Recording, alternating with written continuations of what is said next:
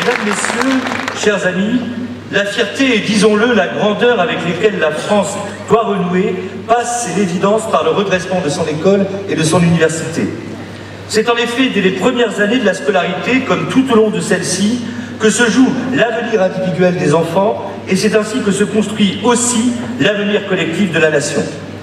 Le fait que notre école soit aujourd'hui devenue si profondément inégalitaire, si largement exposée à la violence sociale, qu'elle produise tant d'échecs scolaires et ne garantisse plus l'avenir, quand, et nous devons nous le rappeler, elle était, il y a quelques décennies encore, l'une des meilleures au monde, constitue l'un des révélateurs les plus clairs de ce que la nation, par la faute de ceux qui la gouvernent depuis 40 ans, a renoncé à elle-même, a perdu ses ambitions et n'a plus grande idée de son avenir. Service organique de la République, l'école doit pourtant faire la grandeur et la fierté de la France. Et l'école d'une France fière, c'est une école qui transmet et par laquelle la France se transmet. Toute chose que portent, c'est l'évidence, les engagements rassemblés dans le projet présidentiel de Marine Le Pen. Ce que tout parent veut pour ses propres enfants, la France ne peut aussi que le vouloir pour les enfants et les jeunes qui sont confiés à son école. Qu'ils puissent donner le meilleur d'eux-mêmes, aller aussi loin que leur capacité de leur permettre, en s'épanouissant et se réalisant dans l'effort, pour trouver leur juste place dans la vie active. Ces finalités sont traversées par un impératif de justice. L'école ne doit certes pas maintenir les inégalités sociales d'origine. Elle doit au contraire les réduire et les combler. Et pour cela, permettre à chaque enfant, en fonction de ses efforts et de son mérite, de s'élever au-dessus de sa condition d'origine. N'est-ce pas là d'ailleurs le vœu le plus cher de chaque parent, de chaque famille, que celui de voir ses enfants mieux réussir qu'eux-mêmes? À ce titre, il n'est pas acceptable que seuls 6% des fils et filles d'ouvriers acceptent aujourd'hui à une classe préparatoire aux grandes écoles. Car c'est à l'école d'abord de relever le défi de l'égalité. L'égalité véritable et bien comprise, l'égalité républicaine, c'est d'abord l'égalité des chances, laquelle consiste à donner beaucoup à chacun et tout particulièrement à ceux qui, issus des milieux les moins favorisés, ont tout à attendre de l'école. L'égalité républicaine, c'est ensuite l'émulation par l'exigence, qui donne le sens de l'effort et permet de s'élever par son mérite, en parvenant pour les meilleurs, qui sont aussi les plus méritants, à se distinguer des autres. L'égalité véritable, ce n'est au fond rien d'autre que la méritocratie républicaine, bel et noble principe que nous assumons de porter et d'affirmer. Ce qu'en une formule souvent citée, Paul Langevin désignait comme la sélection des meilleurs par la promotion de tous, voilà très précisément ce qu'il appartient à l'école de la République de réaliser. Et c'est pourquoi l'un des engagements majeurs de notre candidate est de rétablir une véritable égalité des chances en retrouvant la voie de la méritocratie républicaine. Donner beaucoup à chacun au titre de l'égalité des chances, cela consiste d'abord à transmettre sans faillir, à commencer par les fondamentaux. Et c'est là la fonction essentielle de l'école primaire et tout particulièrement de l'école élémentaire qui doit transmettre les éléments de toute instruction sans lesquels aucune réussite n'est possible. Comment a-t-on pu composer tant d'années durant avec le fait que tant d'enfants, entre 30 et 40%, pour donner des chiffres correspondant à la réalité, parviennent au collège sans savoir lire et écrire? L'un des objectifs prioritaires du quinquennat sera donc de veiller à ce que plus aucun enfant ne sorte de l'école primaire sans maîtriser la lecture et l'écriture, sans savoir se repérer dans l'espace du temps, faute de connaître l'histoire et la géographie nationale, ou sans savoir compter et calculer. Il est donc impératif, comme s'y engage encore notre candidate, d'assurer la transmission des connaissances par le renforcement des apprentissages fondamentaux. Cela passera par une réforme de l'enseignement primaire visant à le recentrer sur ses missions essentielles. Une réforme du temps scolaire d'abord, qui devra être définie selon les rythmes d'apprentissage et non induire, sous prétexte d'inclure du temps d'activité périscolaire et donc de l'accessoire, un surcroît de fatigue. Il faudra donc revenir sur la réforme des rythmes scolaires du précédent quinquennat, comme s'y engage encore notre candidate. Cela passera par une réforme des contenus enseignés et des méthodes d'enseignement, éclairées du sens des priorités. Marine Le Pen s'y engage aussi, ce sera à l'école primaire la moitié du temps d'enseignement qui sera dédié aux Français. Cela passera par une réforme qui, en veillant à transmettre une culture commune, qui est d'abord fondée sur ce bien commun qu'est la langue française, refera de l'école ce creuset républicain où se construit l'appartenance de tous à la nation et où des chances égales peuvent être données à chacun.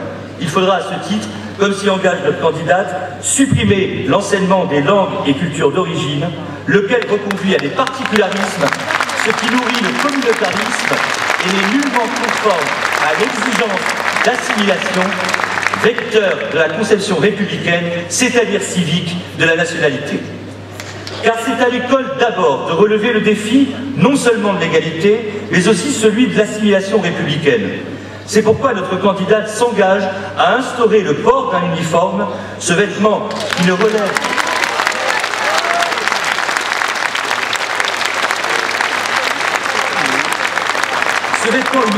relève d'aucun passéisme, mais est au contraire pleinement adapté aux enjeux de notre temps, se justifie à plusieurs titres.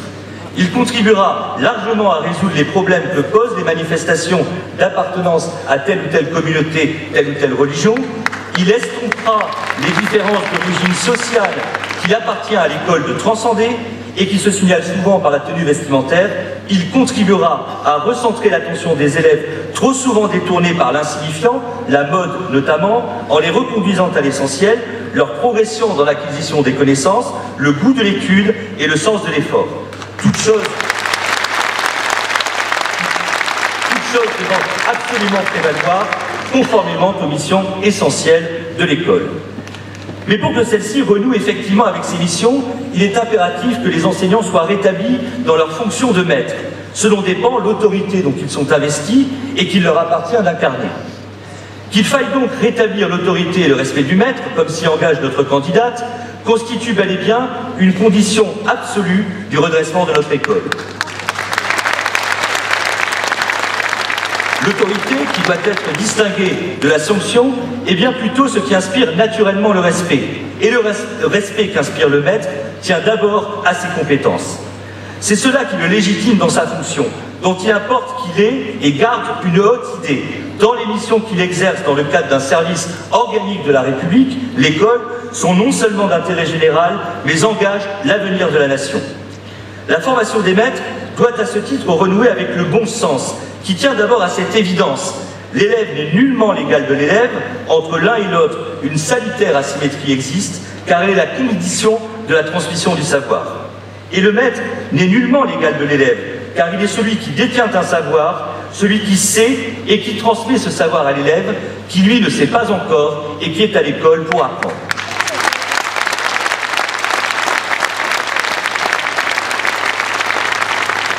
Le maître n'est ni un accompagnateur vers le savoir, ni un éducateur.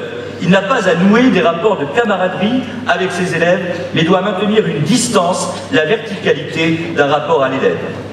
C'est en effet à cette condition que l'instituteur, comme on disait encore récemment, ou le professeur, celui qui est reconnu comme compétent en un domaine particulier, est pleinement un maître dont l'autorité indisputée inspire naturellement le respect.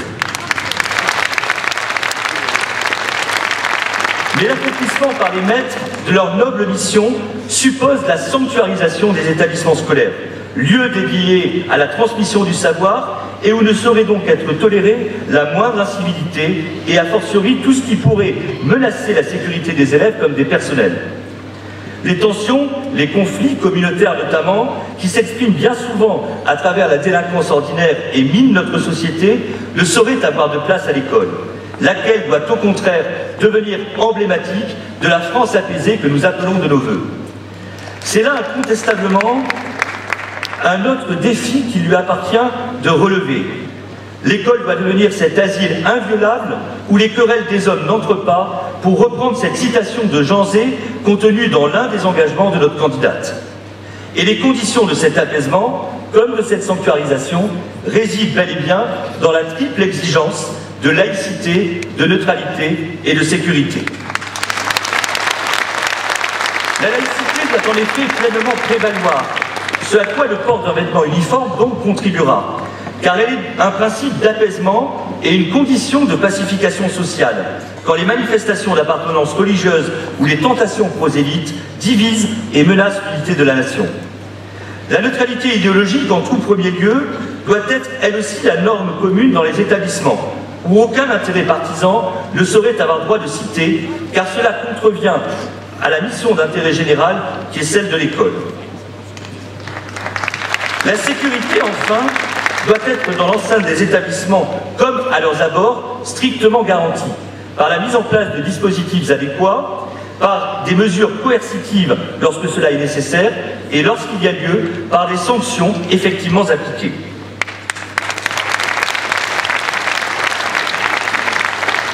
Telles sont donc les conditions impératives pour que les établissements scolaires, trop souvent gangrénés par les incivilités, la délinquance et la violence ordinaire, deviennent ces lieux où s'effectue pleinement la transmission du savoir qui émancipe et élève socialement.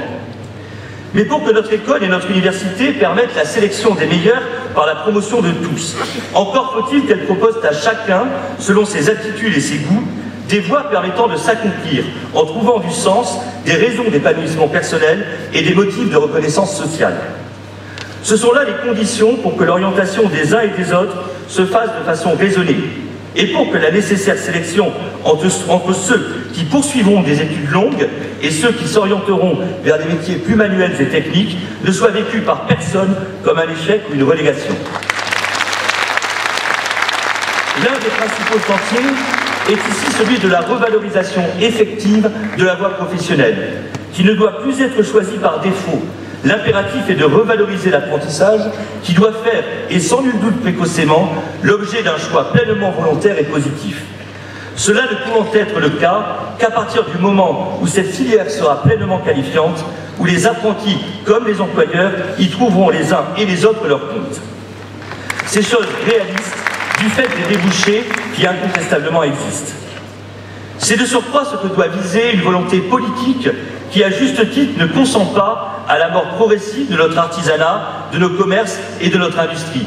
Et c'est justement pourquoi Marine Le Pen s'engage à développer massivement l'alternance par des contrats d'apprentissage et des contrats de professionnalisation dans l'artisanat, le secteur public et privé, et de rendre la formation professionnelle plus efficace, moins opaque et moins coûteuse. De façon plus générale, c'est à une grande réforme du système scolaire et d'enseignement supérieur, le refondant sur la pratique de l'orientation positive et de la sélection juste, qu'il faudra procéder. Lorsqu'aucune sélection n'est opérée, ce qui est singulièrement le cas aujourd'hui au collège et dans certaines filières universitaires, c'est, conséquence inévitable, à la massification, à l'abaissement du niveau et à la dévalorisation des études et des diplômes qu'on assiste. Ainsi faudra-t-il, au cours du quinquennat, procéder à la suppression progressive du collège unique, qui, sous prétexte de faussement démocratiser le collège, a fait triompher la médiocrité et produit un échec scolaire massif.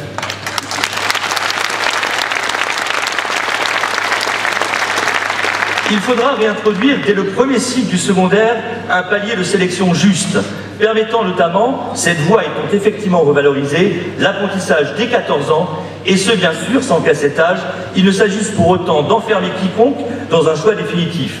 Il faudra, comme s'y engage Marine Le Pen, promouvoir l'alternance et par ailleurs maintenir des passerelles ouvertes.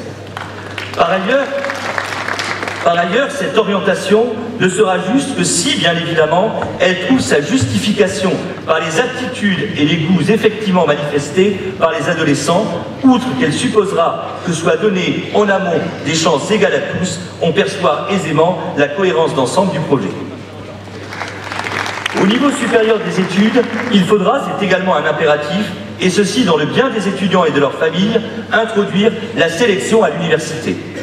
À l'exception de certaines filières par nature sélective, comme la médecine, le drame à l'université, c'est la massification. Battant en brèche toute sélection, on laisse s'engager dans de nombreuses filières pléthore d'étudiants en les condamnant à l'échec, ou ce qui revient au même, à décrocher des diplômes sans réelle valeur. Eh bien, quitte à provoquer une petite révolution culturelle, et ceci donc dans l'intérêt des étudiants qui doivent cesser d'être abusés quant aux débouchés réels des études qu'ils poursuivent, il faudra instaurer ici aussi des paliers de sélection justes.